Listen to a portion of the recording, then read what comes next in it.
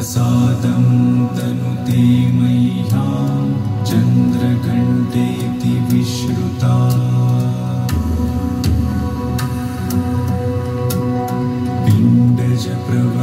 पिण्डजप्रवरारूढा चण्डकोपास्त्रकैर्युता प्रसादं तनुते मह्यं चन्द्रघण्टेति विश्रुता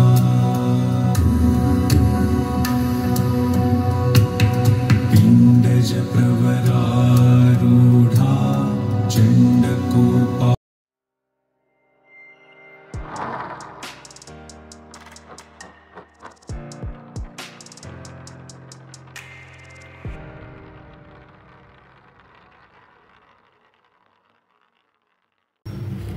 ॐ दुर्गायै नमः। ॐ शिवायै नमः। ॐ महालक्ष्मी नमः। ॐ महागौर्यै नमः। ॐ चण्डिकायै नमः। ॐ सर्वज्ञायै नमः। ॐ सर्वलोकेश्यै नमः। ॐ सर्वकर्मफलप्रदायै नमः। ॐ सर्वतीर्थमयायै नमः। ॐ पुण्यायै नमः। ॐ देवयोनये नमः। ॐ अयोनिजायै नमः। ॐ भूमिजायै नमः। ॐ निर्गुणायै नमः। ॐ आधारशक्त्यै नमः। ॐ अनीश्वर्यै नमः। ॐ निर्गुणायै नमः।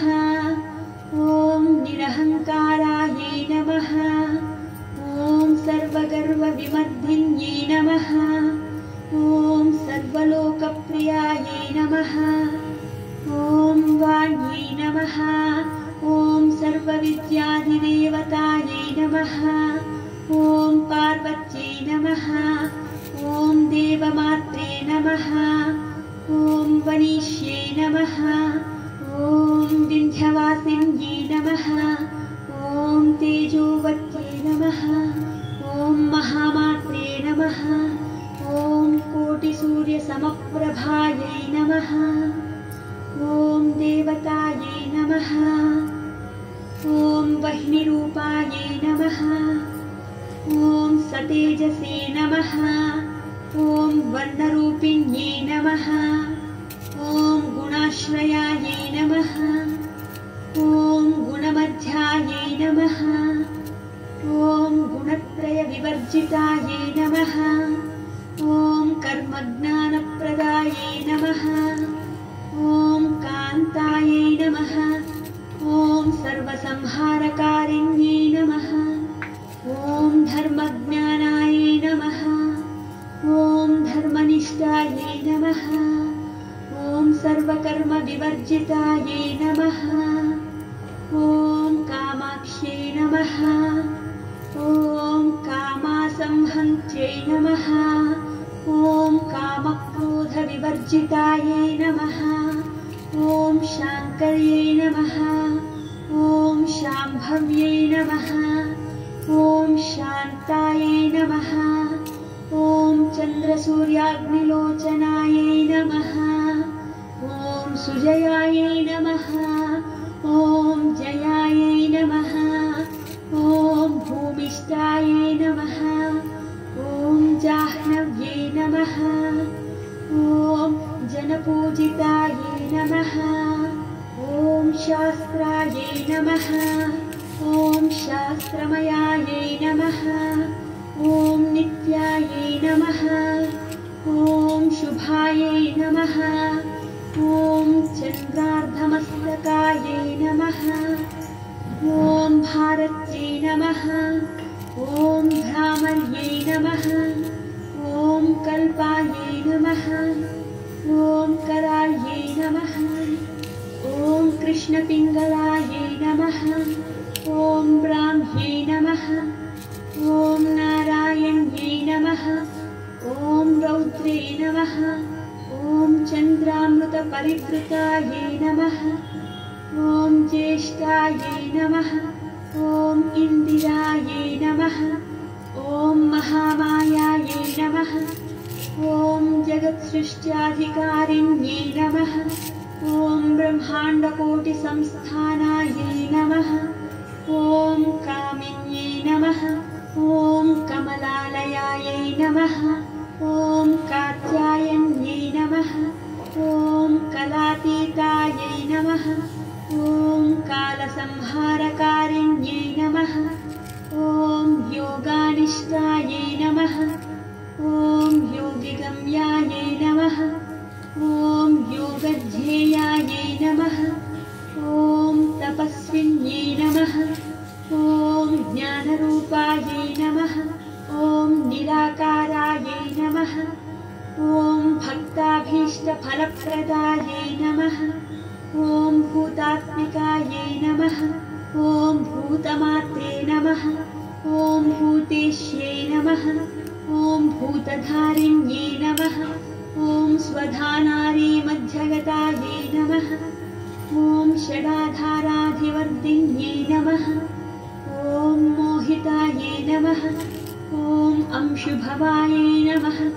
ॐ शुभ्रायै नमः। ॐ सूक्ष्मायै नमः। ॐ मात्रायै नमः। ॐ निरालसायै नमः। ॐ निमग्नायै नमः। ॐ नीलसङ्काशायै नमः। ॐ नित्यानन्दिन्यै नमः। ॐ हरये नमः। ॐ परायै नमः। ॐ सर्वज्ञानप्रदायै नमः। ॐ अनन्तायै नमः। ॐ सत्यायै नमः। ॐ दुर्लभरूपिण्यै नमः। ॐ सरस्वत्यै नमः। ॐ सर्वगतायै नमः। ॐ सर्वाभीष्टप्रदायिन्यै नमः। इति श्रीदुर्गाष्टोत्तरशतनामावलिसम्पूर्णम्। चण्डकोपास्त्रकैर्युता प्रसादं तनुते मह्यं चन्द्रघण्टेति विश्रुता।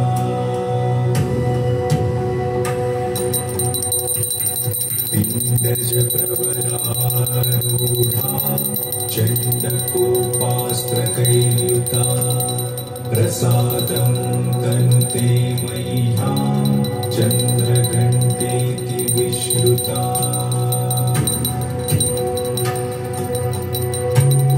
पिण्डजप्रवरारूढा चण्डकोपास्त्रकैर्युता प्रसादं तनुते मह्यं चन्द्रघण्टेति विश्रुता।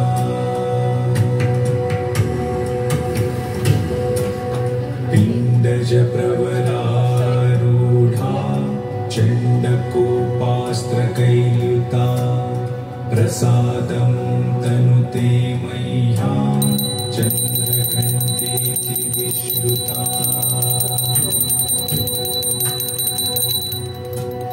पिण्डजप्रवरारूढा चण्डकोपास्त्रकैर्युता प्रसादं तनुते मह्यं चन्द्रघण्टेति विश्रुता।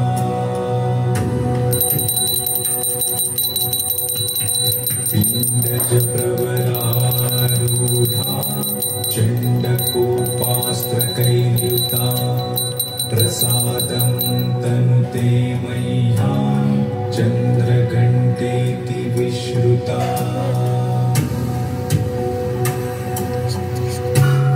पिण्डजप्रवरारूढा चण्डकोपास्त्रकैर्युता प्रसादं तनुते मह्यं चन्द्रघण्टेति विश्रुता।